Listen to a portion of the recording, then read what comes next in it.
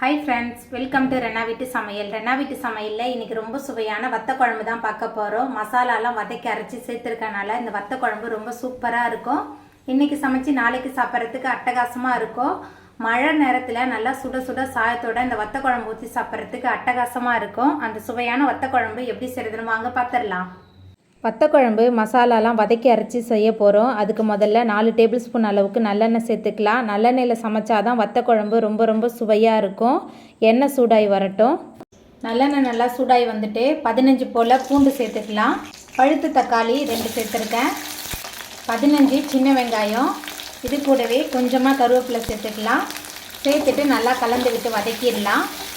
வத்தக்குழம்பு நல்லெண்ணெயில் சமைச்சாதான் ரொம்ப சுவையாக இருக்கும். அதுபோல் வத்தக்குழம்புல சின்ன வெங்காயம் பூண்டெல்லாம் அதிகமாக சேர்த்து சமைக்கும்போது வத்தக்குழம்பு ரொம்ப சூப்பராக இருக்கும். இன்றைக்கி சமைச்சு நாளைக்கு சாப்பிட்றதுக்கு இன்னுமே அட்டகாசமாக இருக்கும். ஒவ்வொருவரும் ஒவ்வொரு விதமாக செய்வாங்க. நான் இந்த முறையில் செய்வேன். ரொம்ப சூப்பராக இருக்கும் வத்தக்குழம்பு. சின்ன வெங்காயம் பூண்டு தக்காளி எல்லாமே கலந்து நல்லா வதக்கியாச்சு. அதுக்கப்புறமா இதில் தேங்காய் சேர்த்துக்கலாம். ஒரு கை நிறைய தேங்காய் துருவல் எடுத்திருக்கேன்.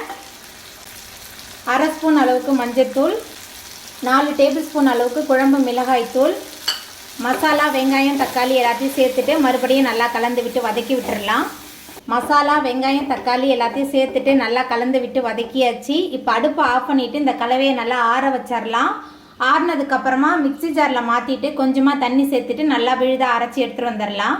வத்த குழம்பு பண்ணுறதுக்கு 4 டேபிள் ஸ்பூன் அளவுக்கு செக்கு நல்லெண்ணெய் சேர்த்துக்கலாம். நல்லெண்ணெயில் சமைச்சாதான் ரொம்ப சுவையாக இருக்கும். எண்ணெய் நல்லா சூடாகி வரட்டும். எண்ணெய் சூடாகி வந்துட்டு இதில் 1 டேபிள் ஸ்பூன் அளவுக்கு கடுகு சேர்த்துக்கலாம். கடுகு பொரிய ஆரம்பிச்சிருச்சு. 1/2 டேபிள் ஸ்பூன் அளவுக்கு வெந்தயம் சேர்த்துக்கலாம். வெந்தயம் அதிகமாக சேர்க்க போது வத்த குழம்பு ரொம்ப சுவையாகவும் மணமாகவும் இருக்கும்.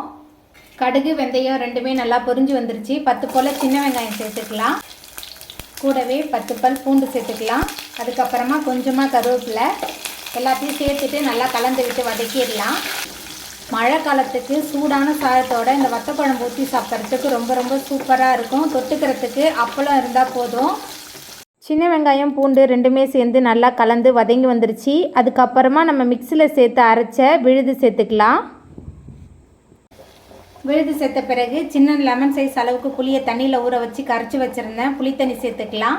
மிக்சியை கழுவி அந்த தண்ணி சேர்த்துக்கலாம். வத்த குழம்புக்கு தேவையான அளவுக்கு கல்லுப்பு, இது கூடவே கொஞ்சமாக பெருங்காயத்தூள் சேர்த்துக்கலாம். அதுக்கப்புறமா 10 நிமிஷமாக தண்ணியில் ஊற வச்சுருந்த கொத்தரங்காய் வத்தல் சேர்த்துக்கலாம். அதுக்கப்புறமா கொஞ்சமாக கத்திரி வத்தல். என்கிட்ட கொத்தரை வத்தல் கத்திரி வத்தல் தான் இருந்தது. உங்ககிட்ட என்ன வத்தல் இருந்தாலும் நீங்கள் சேர்த்துக்கோங்க. வத்தல் சேர்த்துட்டு நல்லா கலந்து விட்டுறலாம். மழை நேரத்தில் வீட்டில் காய்கறிலாம் ஒன்றும் இல்லைன்னா குயிக்காக ஒரு வத்த குழம்பு செஞ்சிடலாம். ரொம்ப சூப்பராக இருக்கும். தொண்டைக்கு ரொம்ப இதமாகவும் இருக்கும். எல்லாத்தையும் சேர்த்துட்டு நல்லா கலந்தாச்சு. ஒரு மூடி போட்டு வச்சிடலாம். எல்லாமே சேர்ந்து நல்லா கொதித்து எண்ணெய் பிரிஞ்சு வரட்டும். குழம்பு நல்லா கொதித்து சுற்றிலும் எண்ணெயெல்லாம் பிரிஞ்சு வந்துருச்சு. உங்களுக்கு வேணும்னா நீங்கள் கொஞ்சமாக வெல்லம் சேர்த்துக்கோங்க. நான் வெல்லம்லாம் எதுவுமே சேர்க்கல. ரொம்ப சுவையான மழைக்கு தொண்டைக்கு இதமாக சூப்பரான வத்த குழம்பு அருமையாக ரெடி ஆகிட்டு இப்போ நம்ம அடுப்பு ஆஃப் பண்ணிடலாம்.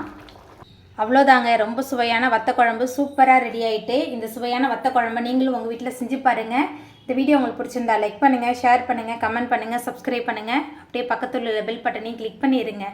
என்னோடய வீடியோவை இவ்வளோ நேரம் பொறுமையாக பார்த்தவங்க எல்லாருக்குமே ரொம்ப நன்றி.